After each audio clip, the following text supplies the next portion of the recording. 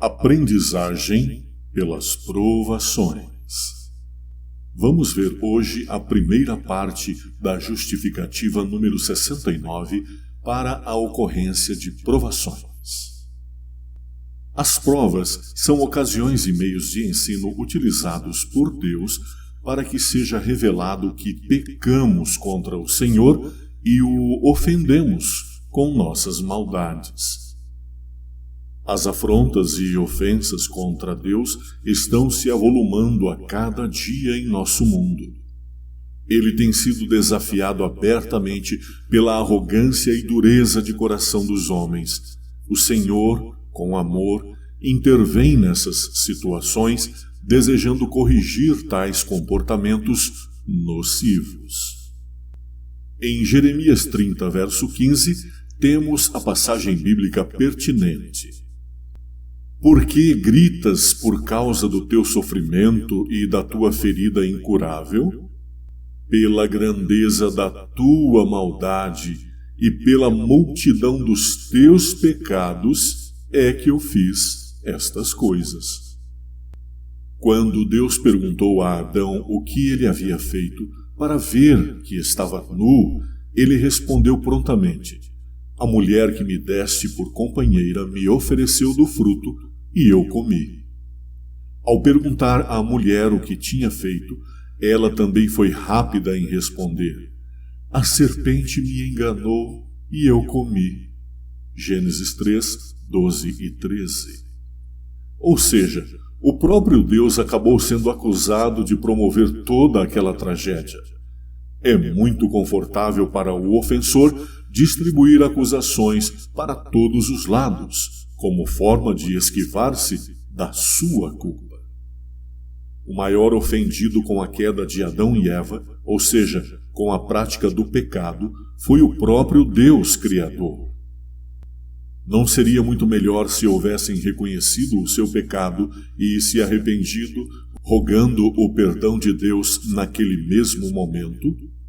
Ao contrário disto, o casal transferiu para o Senhor a culpa por sua queda, logo após terem buscado as próprias soluções para o grave erro cometido: esconder-se de Deus entre as árvores e tecerem as próprias roupas com folhas de figueira. Passaram-se muitas e muitas décadas depois que Deus tirou o povo de Israel do Egito, com sua mão poderosa e com seu incomparável amor.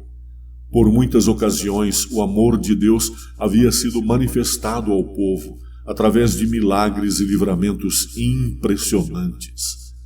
Mas, mesmo assim, o povo deixava o Senhor para servir e adorar a deuses estranhos, os deuses de povos pagãos e que eram, inclusive, extremamente violentos.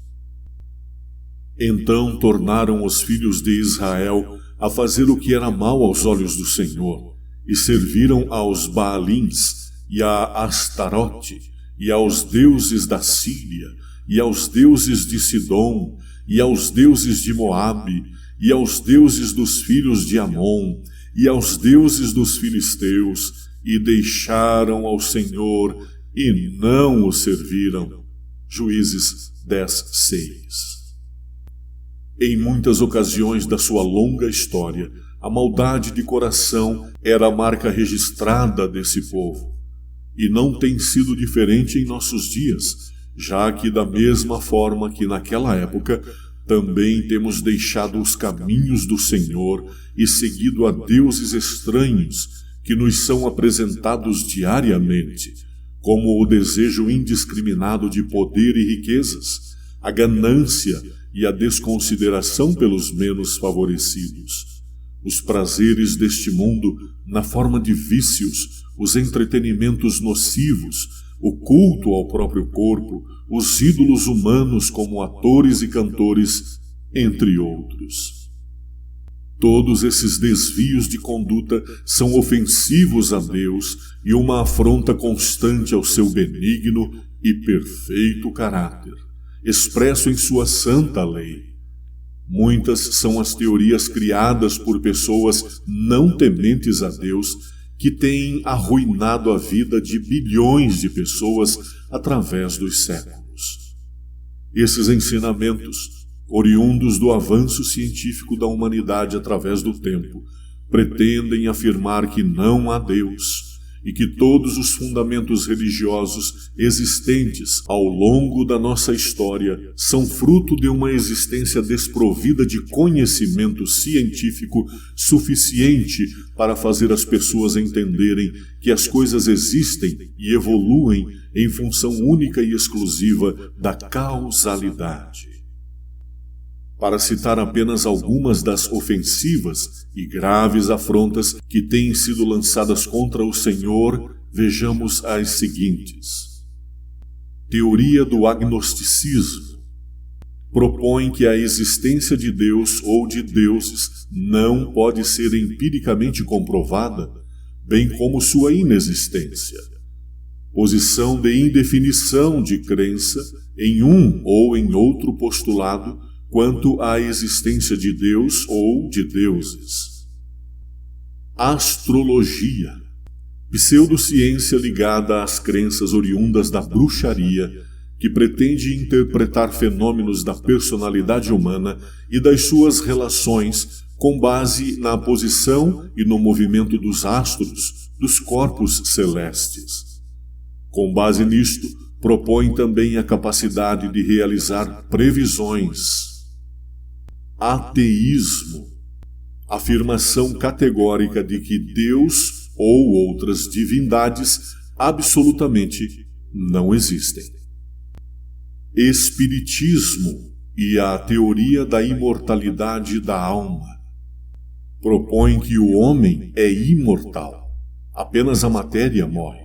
O espírito simplesmente desencarna quando da morte e passa a transitar em um plano espiritual até seu retorno, o qual ocorre pela reencarnação. ênfase contundente na realização de obras beneficentes como forma de se purificar e tornar-se apto a galgar níveis mais elevados de iluminação. Propõe ainda que, através de atividades mediúnicas, é possível uma ampla comunicação com os espíritos desencarnados e que muitos deles se manifestam entre nós através dos médiuns. Iluminismo. A racionalidade e as ciências estão acima de qualquer postulado filosófico religioso. Tudo pode e deve ser explicado pelo método científico, inclusive os fenômenos ditos miraculosos, expostos na Bíblia, por exemplo.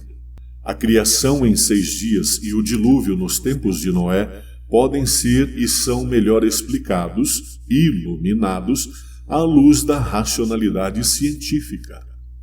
A intelectualidade deve superar a espiritualidade. Amanhã continuaremos analisando outras proposituras filosóficas que afrontam a Deus. Estas, até aqui vistas, vão totalmente de encontro à iluminação bíblica da Palavra de Deus. Por favor, compartilhe esta mensagem.